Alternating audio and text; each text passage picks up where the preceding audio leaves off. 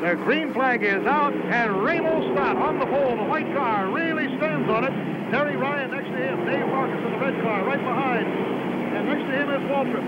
And take a look at Buddy Baker trying to slide down on the inside. That's the white car, currently in 5th place on the inside. But it's Ramos Stott still in the lead as they go into turn 2. Next to him is Terry Ryan, the truck driver from Davenport, Iowa. The one thing they really want to do today is to hang on to that lead for that first lap.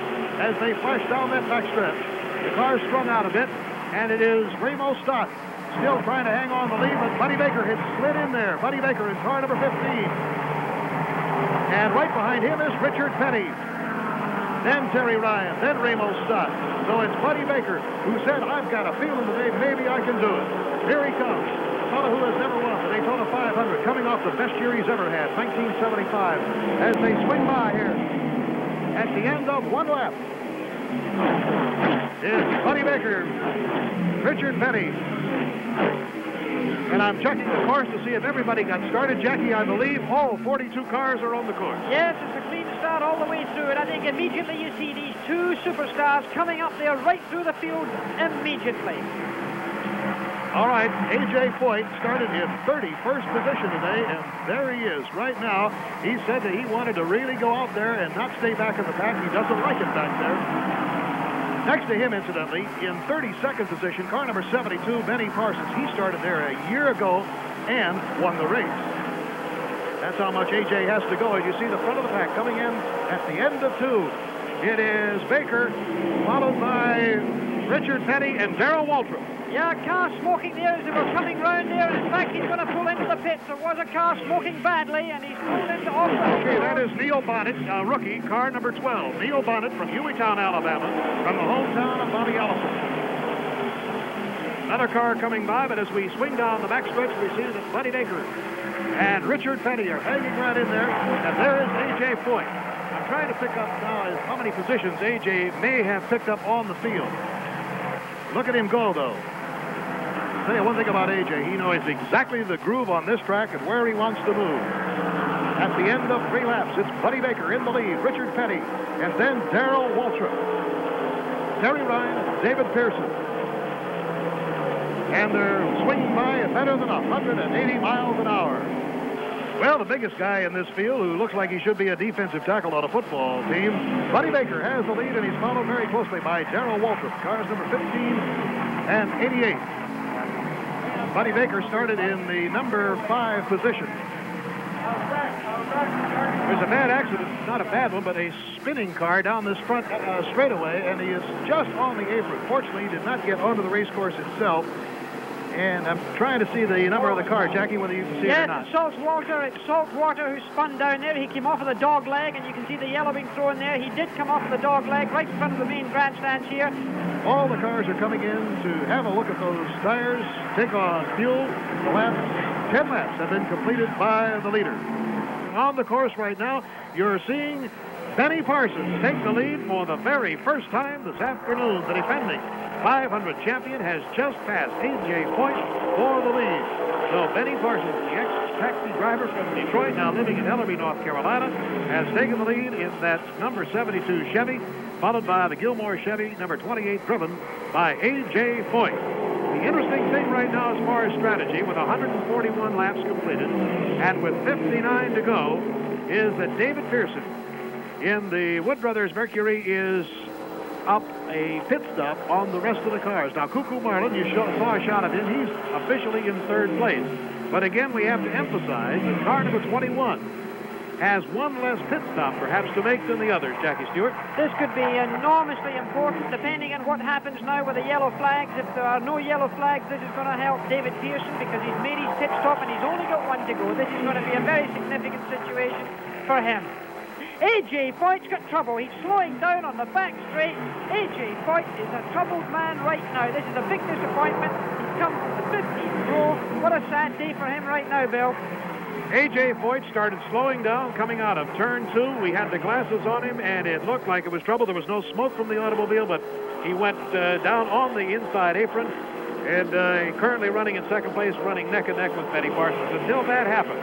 You know, it could be that he's got a fuel, gasoline problem here. It may be that A.J.'s got some some trouble with gasoline. It may be that he's run short. We don't know. He may have switched off his engine. Let's wait. He's coming into pit lane right now. He's just coasting in. It doesn't seem that he's got an engine running, but AJ's getting in there. The Gilmer crew waiting for him, obviously anticipating what's going on. He'll be shouting instructions to them right now. They're looking under the hood. They haven't bothered with the gas tank. I'm afraid it could be electrical. He had electrical troubles here earlier on in the 125 qualifier. Let's go down to Chris Economaki. Okay. It's a case of nobody knows what's the matter yet, Bill. The mechanics are looking. AJ has just shut the engine off. This looks like it might be the end of a fantastic day for AJ. They're putting the hood down, and that means it's all over. Let's see if we can get a word with him, Chris. Get a word with him. Boy, he just ran a fantastic race. He's going to be getting out. That was a very fast, fatal diagnosis on the engine. They're pushing the car away. When he gets out, we'll try and get with him. Back to you, Bill. Okay, well, it's a sad A.J. Foyt and Jim Gilmore, the car owner, and Benny Parsons now. He did not inherit the lead. Let me make a point of that. He took the lead. And then A.J. dropped back, let's say, within a half a lap. But you remember a year ago when it was David Pearson who had the lead, and with 2 laps to go, spun out, and Parsons moved in to take the 1975 running of the 500. Well, Benny Parsons is right there where he was a year ago. I think we're going to see quite a remarkable finish in this race, so just sit in your seats, because motor racing is something of a great surprise to everyone. This is a question of tactics right now, and there's no better pit in this business than the Wood brothers, who are famous the world over for the pit work. They've certainly done a job so far, but Benny Parsons, who's really matured as a driver, Bill, over these last 12 months since winning this big 500, this is a question of confidence in a lot of cases. Benny Parsons had been looking for a way to go for so many years in this tour, and of course this big win brought him to the eyes of the public. It made him a more confident driver. He's in there today leading the race that he won last year. This is an important thing. There's a relationship there between your first place man and your second place Okay, man. coming into the pits now, it looks like Cuckoo Marlin is coming into the pits. Cuckoo Marlin, car number 14, did a little extra. Whoa, he spun in the pits. Standing and locked it up. He spun in the pitch and he's gone straight in. He's going to have to engage reverse gear. I don't know what could have happened there. He was having a lot of trouble there coming in. It looked like he had only rear wheel brakes there, but there's something else wrong. So David Pearson now has officially moved into second place in the standings behind Benny Parsons. And again, keep in mind, as we watch Cuckoo Marlin's car being shoved backwards here, keep in mind that is a pit stop that's going to come up very shortly for Benny Parsons. We want to make also a correction on the driver in car number 82. We have been informed by NASCAR that Skip Manning was driving the car in place of Farrell Harris today, a last-minute switch in drivers, and it is Manning who was involved in that 3-car accident. However, he only has chin lacerations and contusions. Well, Cuckoo Marlin is being shoved backwards there, and it looks like he's going to be out of it as Benny Parsons is running in first place, car number 72, as you can see him there on the race course, and car number 21, David Pearson behind him. Richard Petty now in car number 43 is still in contention. He was 1 lap down but did unlap himself. And there is David Pearson, as we mentioned, in second place, but in good shape as far as pit stops are concerned.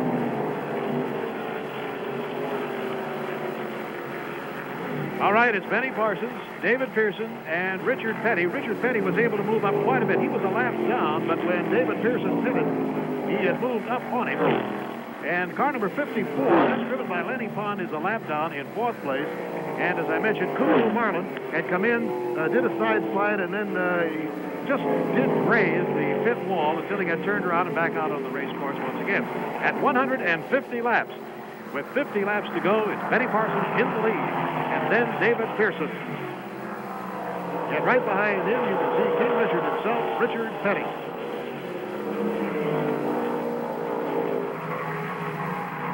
David Pearson from Spartanburg, South Carolina.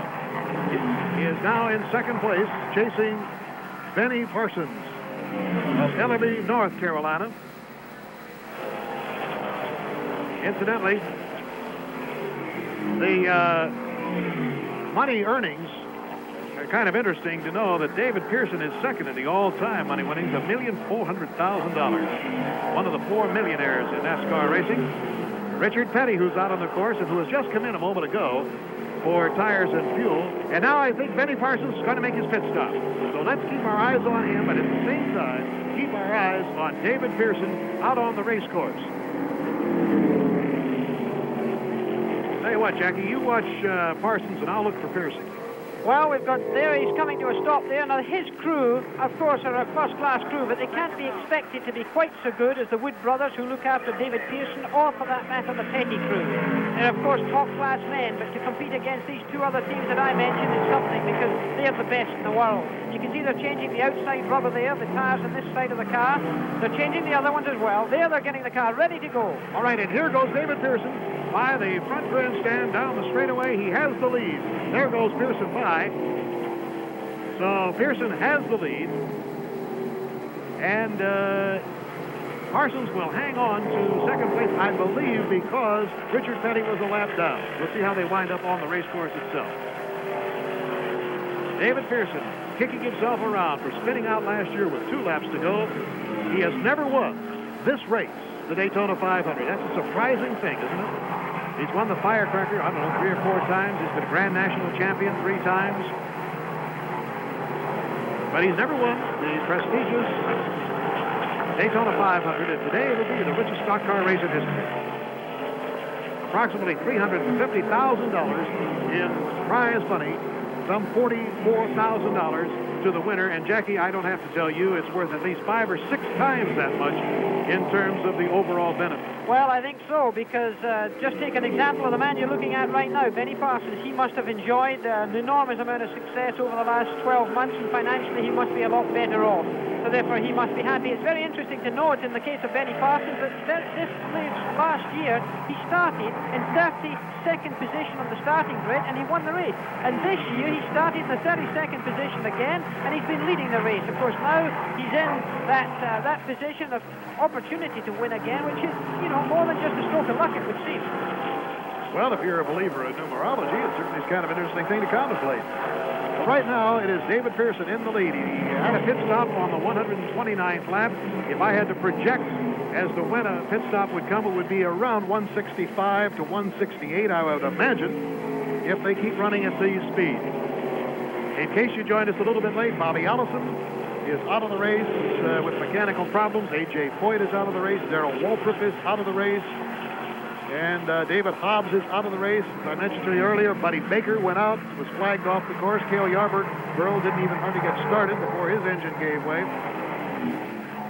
So we've had a lot of big names go out behind pit row today. All right, let's go down to Chris Economaki. He has a report for us. Okay, Ned, it looks as though Benny Parsons may not finish this race. He has... Pearson is coming in. Chris, I don't know whether you can see it or not, but down the road from you is David Pearson's car. I'm right by that car. He's coming in. His engine is smoking a little bit. He's going to have a break here. Benny Parsons in number 72 has lost a cylinder, as crew chief told me. They do not think that car can go the distance. So it's a plus for David Pearson. The crew doesn't know that as yet. And David Marcus' crew went back to the garage area, changed the cylinder head. They were out of the race for more than 60 laps. Dave Marcus is now back on the track. Back to you, Bill. All right, thank you. A 16-second pit stop. How that for the Wood Brothers crew. And Pearson is back out on the race course. In second place now is Richard Petty in car number 43. David Pearson stopped on the 165th lap, so he easily should be able to run 35 laps, barring anything happening. He certainly ought to be able to do it on the fuel.